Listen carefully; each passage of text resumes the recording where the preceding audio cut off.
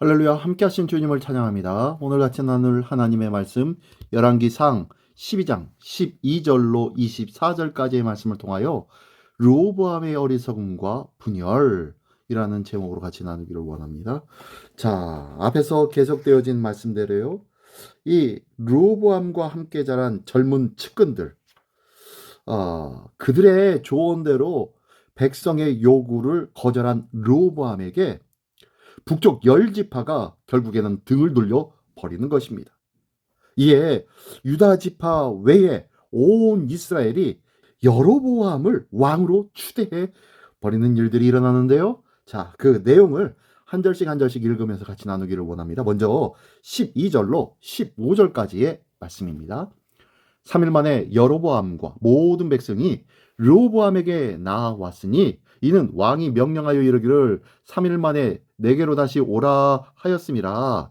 왕이 포악한 말로 백성에게 대답할세 노인의 자문을 버리고 어린 사람들의 자문을 따라 그들에게 말하여 이르되 내 아버지는 너희의 멍에를 무겁게 하였으나 나는 너희의 멍에를 더욱 무겁게 할지라. 내 아버지는 채찍으로 너희를 징계하였으나 나는 전갈 채찍으로 너희를 징치하리라 하니라. 왕이 이같이 백성의 말을 듣지 아니하였으니 이 일은 여호와께로 말미암아 난 것이라. 여호와께서 전에 실로 사람 아이야로 느밧의 아들 여로보암에게 하신 말씀을 이루게 하심이더라. 네, 맞습니다. 이스라엘을 둘로 나누십니다.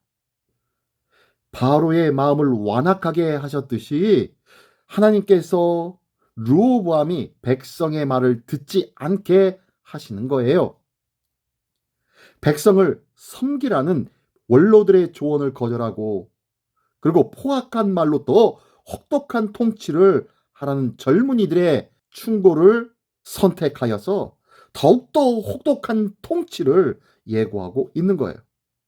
이에 대하여서 결국 이스라엘의 분열을 막을 수 있는 마지막 기회마저 버리게 되어지는 거죠.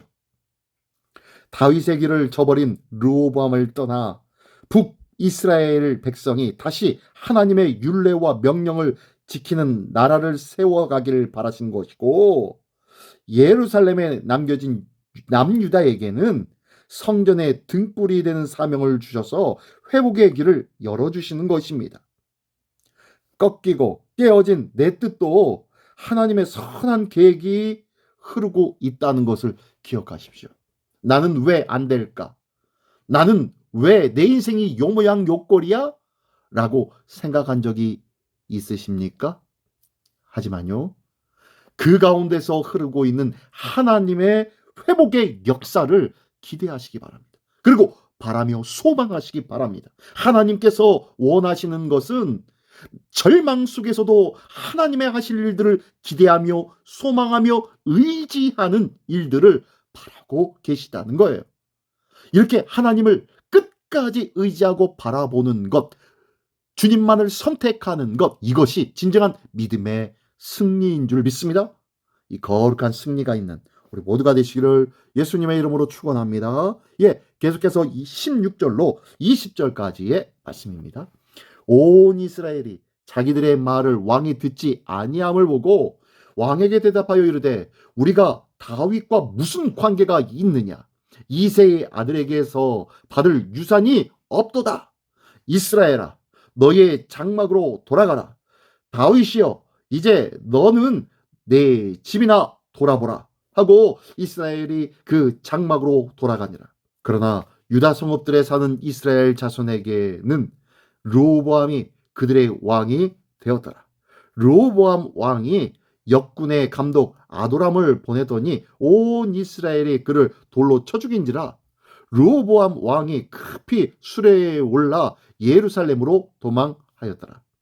이에 이스라엘이 다윗의 집을 배반하여 오늘까지 이르렀더라.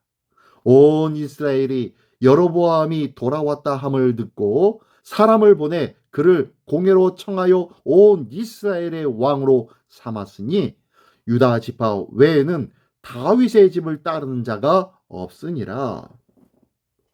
너무도 안타깝습니다.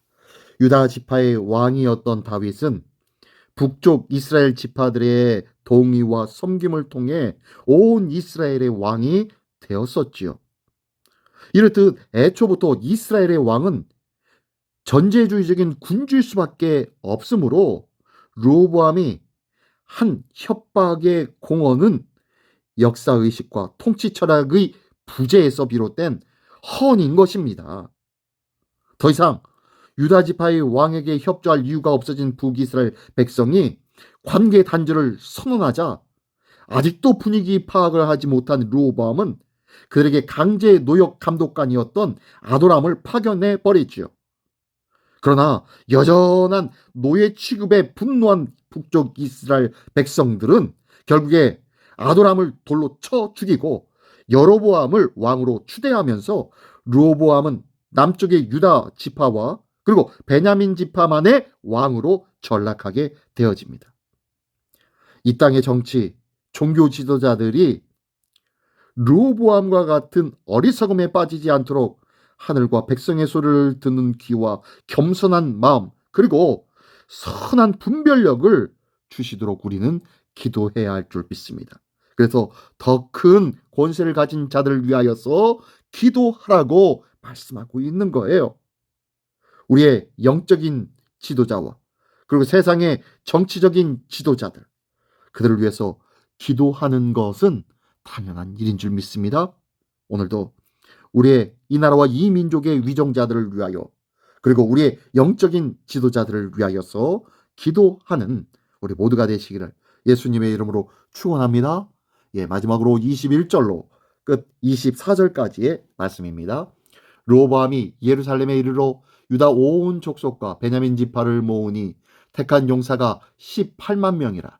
이스라엘 족속과 싸워 나라를 회복하여 솔로몬의 아들 르호보암에게 돌리려 하더니 하나님의 말씀이 하나님의 사람 스마야에게 임하여 이르시되 솔로몬의 아들 유다 왕 르호보암과 유다와 베냐민 온 족속과 또 남은 백성에게 말하여 이르기를 여호와의 말씀이 너희는 올라가지 말라.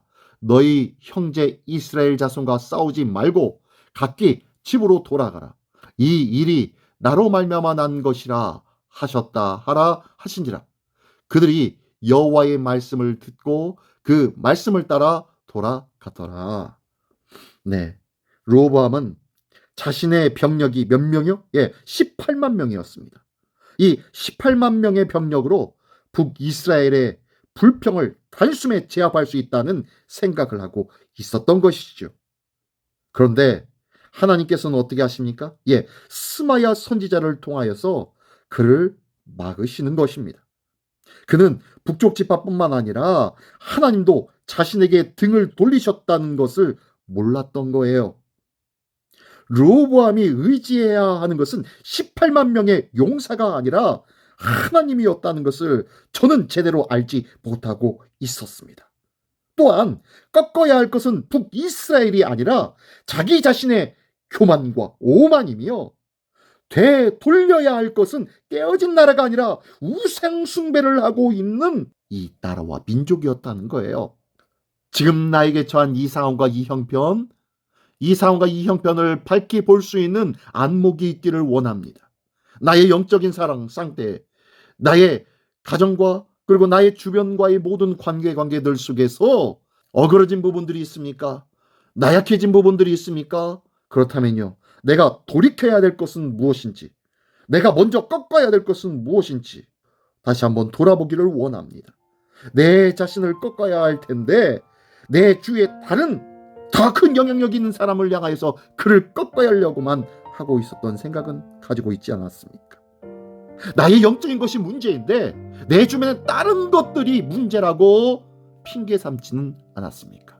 오늘도 영적으로 육적으로 나의 삶의 모든 부분 속에서 꺾어지고 무너지고 깨어져야 할 부분이 혹시 내 안에 있는 것은 아닌지, 내 생각 속에 있는 것은 아닌지 다시 한번 돌아보며 하나님의 말씀과 하나님의 뜻 안에 오늘도 철저하게 굴복하며 하나님의 말씀만을 붙잡는, 그래서 온전히 세워지는 하나님의 사람으로 세워지기를 예수님의 이름으로 축원합니다. 기도하겠습니다. 전능하신 주님 감사합니다.